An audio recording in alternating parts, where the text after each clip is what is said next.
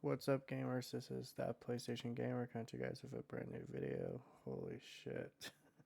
I literally had a video recorded. I had a video, ready to go to talk about, the Concord situation going on. Sorry, I'm just going to quickly look for the article I have pulled up. Goddamn. Sorry, having a bit of a brain fart here for a second because, man, this shit's fucking mind numbing if that's true. If all that shit is true.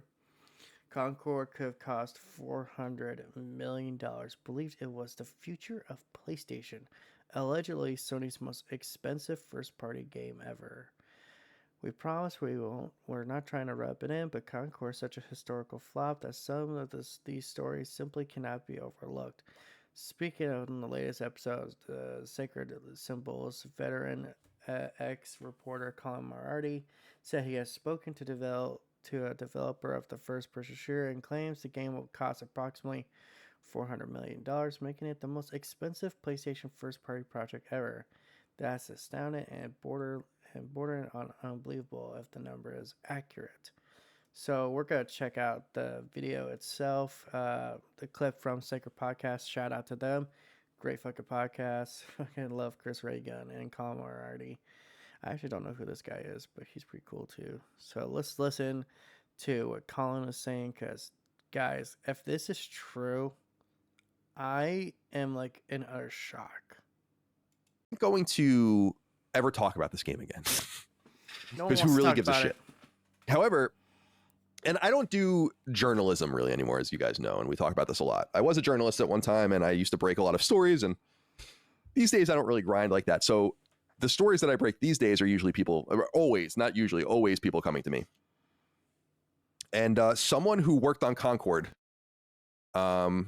reached out to me, and I verified who this person was and went through all of that and talked to this person extensively, for a long time. Ooh. And got some, I think, interesting information that I can share about Concord. I think people will be interested about it. The reason that I wanted to talk about it is because some of the assumptions that I had made about the game were dead wrong as far as how much it cost and how much Sony really lost on it.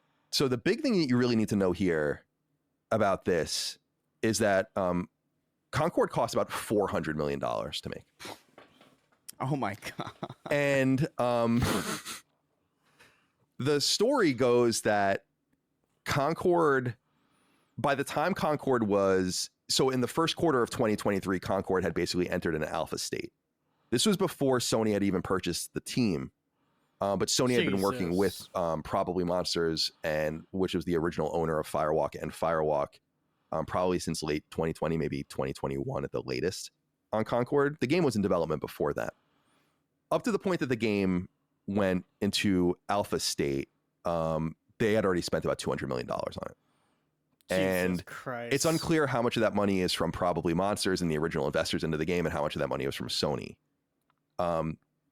There's this term in product development, not only with games, but really with everything. You can like manufacture a tchotchke. You guys might have heard of it. It's called minimum viability or a minimum viable product. Mm-hmm. The idea behind this, or MVP, the idea behind this is that this is like what you're trying to achieve. And it's like, once you cross this barrier, you feel comfortable selling it. It's not that it's the best it can be or that it's what it's going to be by the time you launch it, because there's all sorts of extra stuff you do to it. But this is the minimum viability of the product. When the game had already had $200 million spent on it and was basically in an alpha form in quarter one of 2023, from that point until the game launched, Sony spent another $200 million on it.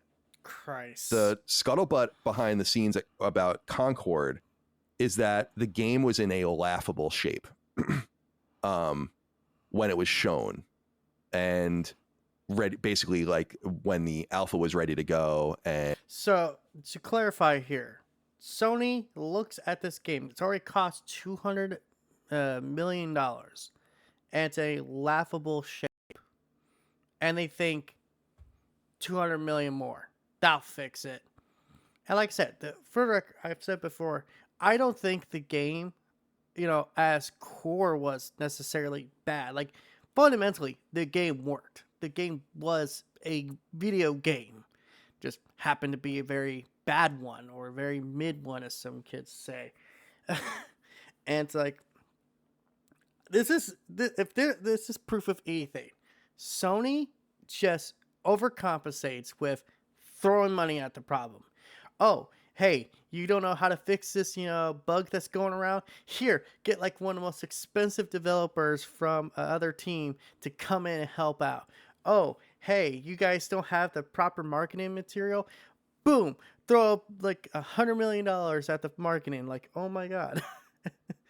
And dude, it gets so much worse. It gets so much worse when you realize Sony thought this was the future. But we'll get to that. And they were kind of being like, we're ready to kind of get moving towards getting this thing out in the next year or two. It was in such horrible shape that Sony felt like they needed to spend that much money again. So, 200 plus 200 to get the game to the MVP status, not to the status of it being like a great game, to get it to just viability. Just to get out the door. At that time in Q1 2023, there was nothing done. Like, a major expense was having to urgently outsource much of the game to other studios to finish building the game out. And that two fundamental things were not worked on at all up to the point in which the game was shown in alpha. Onboarding, nothing about that. No, like there was nothing about how players get on, like how they make their character, all that kind of stuff, or, choose their character and get there. And monetization. Two very expensive, very specific and boutique things that happen to games like this. And so that's the first thing that I wanted to say, is that it's not only about the ongoing cost, which would be in the millions to keep the game going per month, but that the game cost about $400 million to make, soup to nuts. Sony put most of that money in, and it is not only so, because we had kind of said, like, this must be Sony's biggest loss ever on a game, and it is. It's the biggest game Sony's ever released from a budgetary standpoint from the first party. I have to remind you guys, Sony gave us refunds for this game. Mind you, Sony, they're used to, like, especially during the PS3 days, they were used to taking an L. Like, their games sometimes wouldn't sell, like, even 1 million copies. They didn't give you a refund back then. They didn't then. But Concord was such a huge flop, and they knew they couldn't keep this game, online for much longer. It would cost more to keep the servers up and running, like, right now, than they would have got in return. Like, they just said, fuck it, just cut the Hydra's heads off and do something with this later. It's crazy, right? Just thinking about that. It's crazy. This game was such a flop, they actually had to give us a fucking refund. They didn't for the record, to clarify that, they didn't have to give us a refund, but they chose to. Sony, a company that's infamous for being stingy with refunds, said, this was such a fuck up on our part. We got to give the people their money, take the game off, move on. They moved on to Astrobot, which, by the way, is a fucking fantastic game. Thank God. Your second party. So let that sink in. It's crazy. And it's totally unintuitive. There are games that are in development right now at Sony first and second party that are more expensive than this. Mm-hmm. But as of the games that have come out so far, so think about like Spider-Man 2 and so on and so forth. We know The Last of Us Part 2 cost $220 million. Spider-Man 3 is going to cost about $350 million. If I'm right on my speculation here, just, throwing out some speculation here. From what we know about the Insomniac leak, the Wolverine game might end up being one of the most expensive games Sony's made. Potentially some other games they're working on too could be the most expensive. Hell, just getting the copyright for some of these characters, like Spider-Man and Wolverine, probably would technically that count in the budget for the record for these games? How much it costs to copyright for these characters so they can make this game? Just wondering. This game cost more than that. And they lost all of it because they made no money. They made about $1 million gross revenue, and then they gave it all back. So this is a huge, multiple hundreds of millions of dollar loss. Now, the question is, why? Why did this happen? This game was heavily championed behind the scenes. Now we know this because Sony ended up, what's funny is that the game is presented in Q1 2023 as this, we're kind of getting towards the end. The game is nowhere near being done. It's in a horrible position. And then Sony buys the team. Mm-hmm. The idea behind this was, and the term apparently verbatim had been used, that Concord is the future of PlayStation. That they had such major ambition for this guy's face right here down there. That was my immediate reaction. Like, what? No.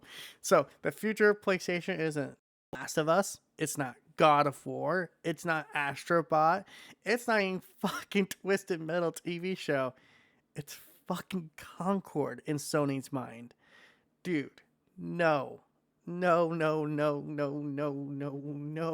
If this is what they think is the fucking future, I want to go back in time. I want to live in the past because god damn, that's a bad idea. Fucking Sony.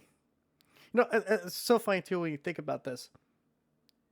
I think Helldivers 2 obviously cost way less than this. Way more successful. And even chums like me, for some reason, were buying into that Concord hype. Because, they got weekly cutscenes. No, dude, in fucking hindsight, I want to go back and, fucking stop myself. I want to go back in time and be like, stop making that fucking video. Stop saying Helldivers 2 is dead and you champion Concord. Boy, you could fucking regret that. You're gonna regret that in 100 fucking ways.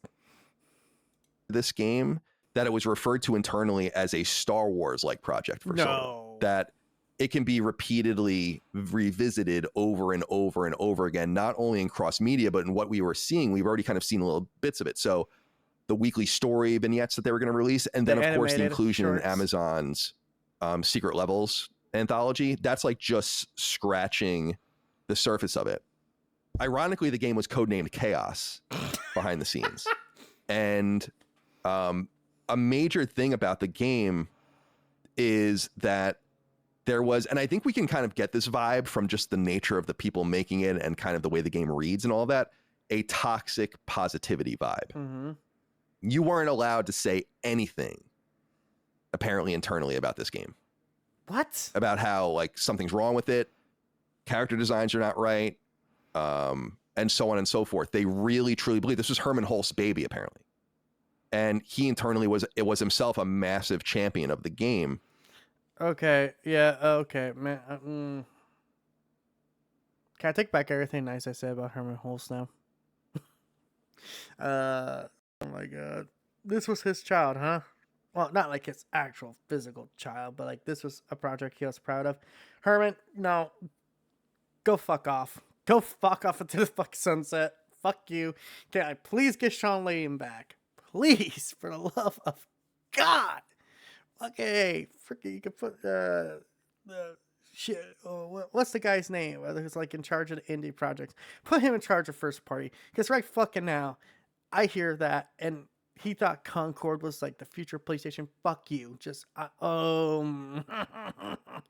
makes me mad. That actually fucking makes me mad.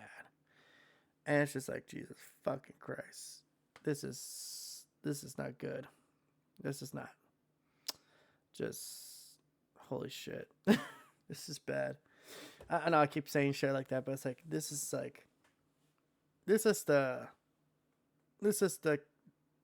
the veil being revealed, and it's like it's a hideous monster, and if you're like, oh man, I can't wait for the next PlayStation game, and they pull the tarp up, and it's fucking the fast Samoan guy from Concord. Ugh! Like, dude, no, this is bad. Like, and they thought this had the viability that Star Wars has. How's Star Wars doing now? So it's not that. So the reason I'm telling you all of this, it's some interesting information, of course, but it's that I had said when people were like, Concord lost $200 million. Now people were pulling that money out because that's basically how much like some of the first party games like Ghost of Tsushima, The Last of Us Part 2, etc., kind of cost in that frame. And I was like, there's no way that it costs that much. I was saying like it cost 9 figures, probably like low $100 million, but there's no way it cost $200 million. No, it cost $400 million. So, and I am totally solid on this source, by the way.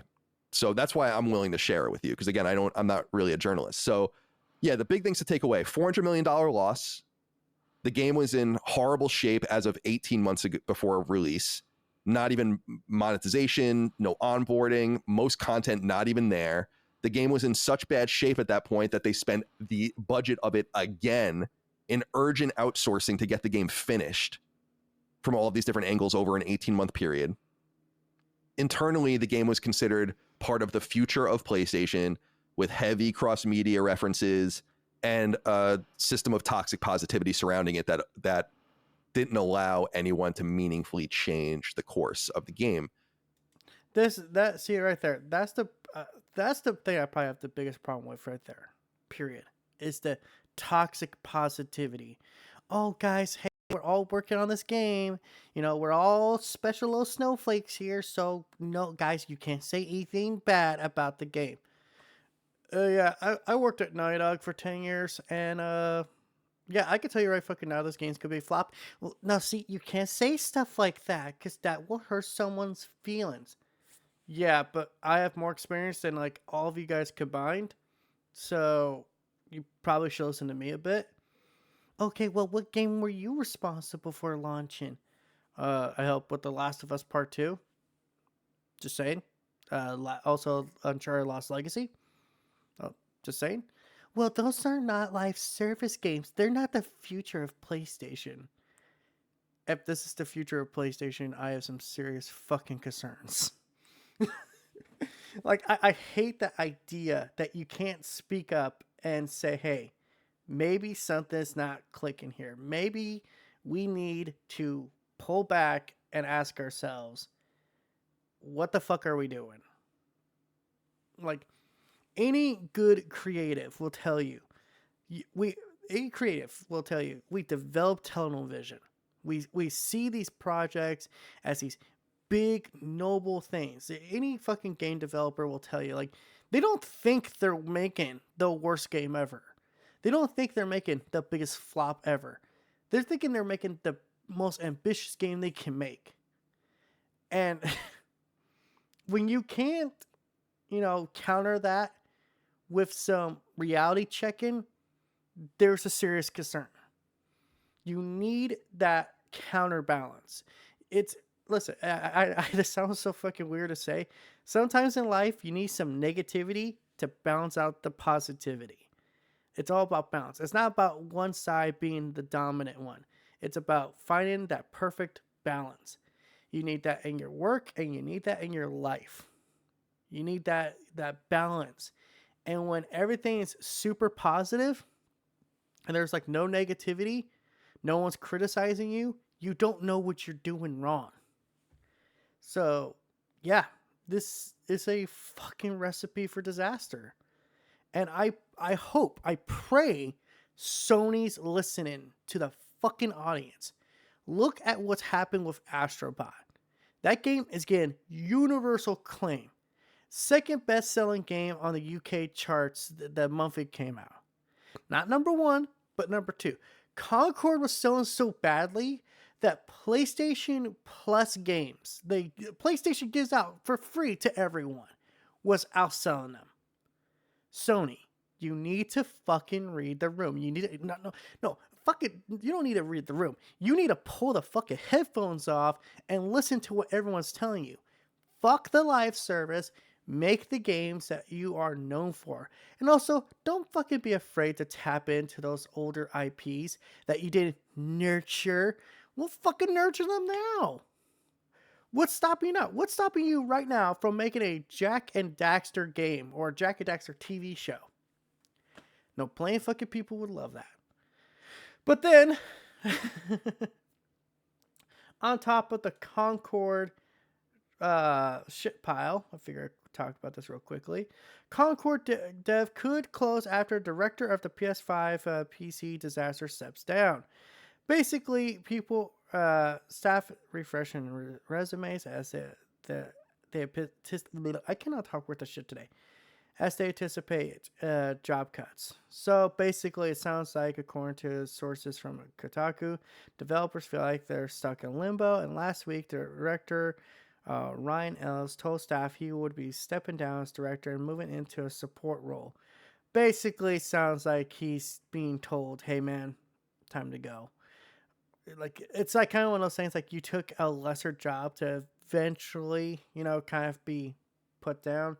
Formerly creative director of Destiny 2, Ellis had left Bungie in 2017 to work on that what would ultimately become Concord. Firewalk would be acquired by Sony in 2023 and for undisclosed sum. During the following days, Concord's muted launch. Sources say Ellie was still becoming too emotional to speak during studio-wide meetings.